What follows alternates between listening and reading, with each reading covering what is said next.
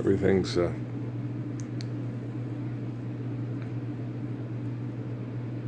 slow today.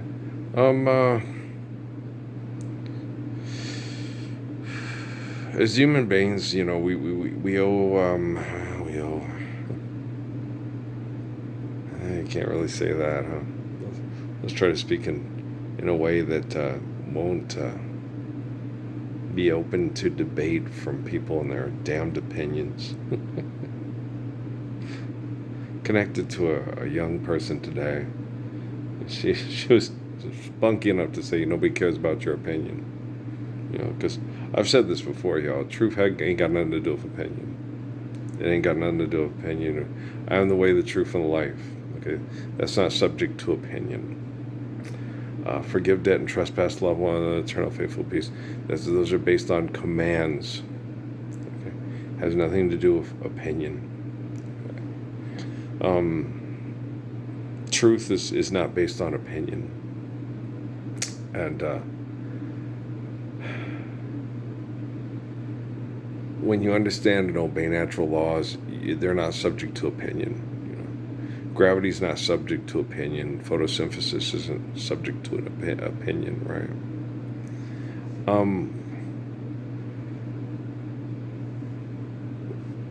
Rain is not subject to opinion. The ocean's not subject to opinion. Trees and the mountains are not subject to opinion.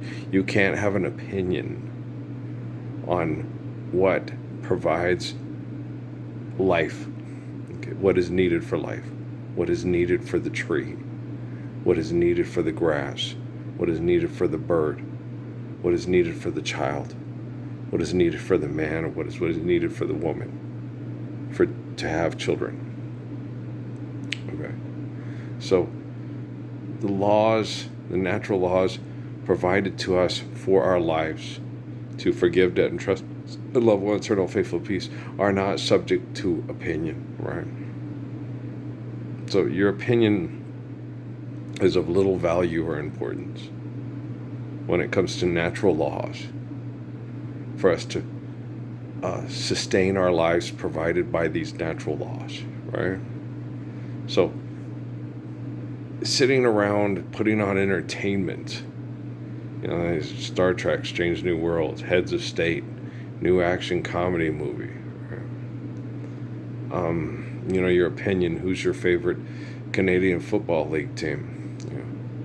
What does that have to do with gravity, photosynthesis, trees, okay, birds, bees, and forgiveness of debt and trespass and faithful love of one another, right? What does all this crap on TV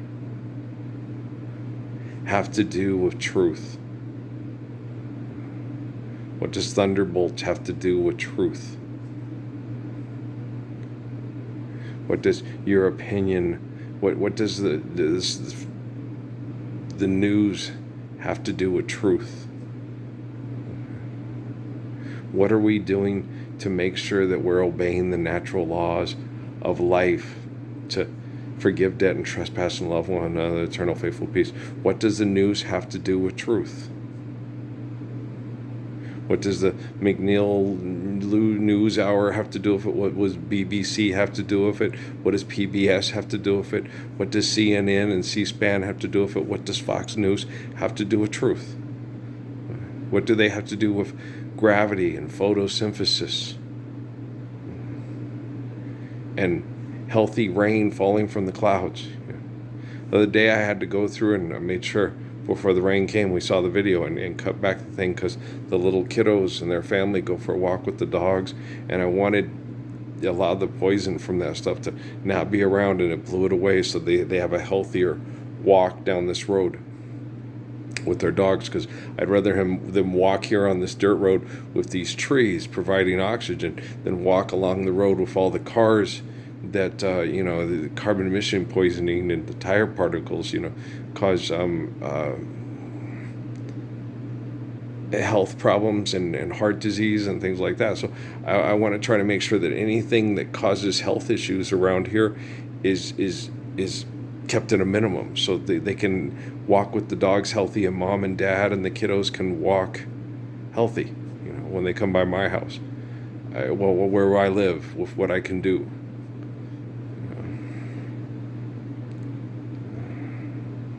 I never thought, Jesus told me when I was a little kid that I was who I was. That I had a prayer with him, an active prayer, where I said, Jesus, I didn't want my parent, because some wackadoodle on the radio was discussing Revelation. And he was scaring the living shit out of me. I was like 8 or 9 years old.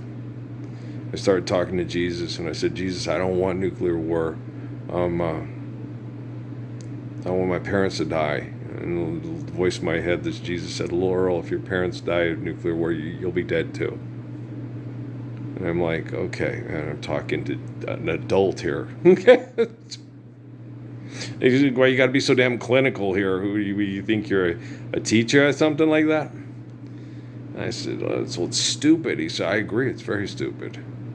And you're going to be the one to help me stop all this stupidity. I was like, I'm just a little boy. You're not going to be a little boy forever. And he told me that. And I was like, wow. Okay. That was the first time where he actively spoke out loud in my head directly to me. I directly talked to him. I said, Jesus, I don't want my parents to die from nuclear war. This crazy wackadoodle preacher from Tulsa is scaring the shit out of me. I was terrified. This was scarier than Jack Palance being Dracula outside my bedroom window, right? And this time Jesus talked to me. And he was in my head, and he said, if your parents die from nuclear war, you'll die too.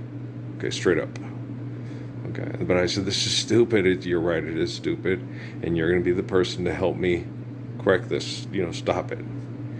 Survive, stop, eliminate, abuse, recover. Right? And then, of course, my next reaction was, I'm a little boy. That's scary, And he said, you're not going to be a little boy forever. I'm 58. And these people are fucking evil and mean. Okay. Is it scary? It's pathetic. And it's annoying. And you can't ignore them. Because it's pathetic. And they have no intention on stopping. It's not as cute as Natalie sitting there coming in when I'm making videos to try to draw attention to genocide operations and human trafficking and all that horrible stuff, right? She comes in and stares at me because she wants to go Skype and talk to cute guys online. And I'm like, and she's staring at me like, get off the computer. I have more important things to do, like your mom. Yeah, I would make videos, to try to bring genocide operations and human trafficking to light, so people would stand up and stop it by living forgiveness of debt and trespass and names. I got guys I got to meet, I want to have sex with, I'm like, why?